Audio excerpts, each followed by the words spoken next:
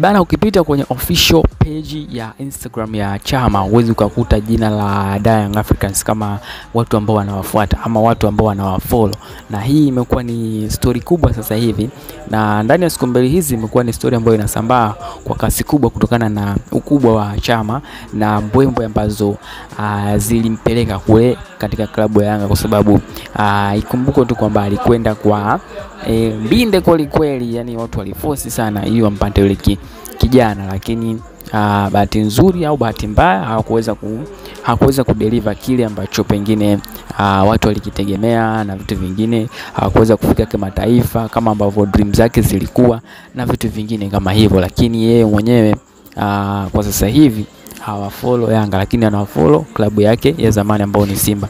So hapo watu wakaconnect dot wakasema kwamba anawezekana kwamba akarudi katika msimu huu ndani ya klabu ya Simba. Vipi kuhusu mipango ya Simba na yeye, kwa sababu aliondoka kipindi ambacho Simba ilikuwa inamhitaji. Aliondoka kipindi ambacho alikuwa ni mfalme, alikuwa anaimba ndani ya klabu ya Simba. Kwa hiyo aliondoka akaachia watu maumivu makubwa. Kuna kitu kinaitwa scars, makovu ndani ya mioyo ya mashabiki wa Simba. Kwa hiyo ni namna tu ambavyo watu wanajaribu kuexpress hisia zao, kama kweli ana nia kurudi katika klabu yake ya zamani itakuwaje na vitu vingine kama hivyo. Kwa hiyo mashabiki wa Simba mjipange, lolote linaweza likatokea kwamba kijana akaomba kurudi nyumbani, na kama mtampokea au hamtompokea, lakini ndio hivyo.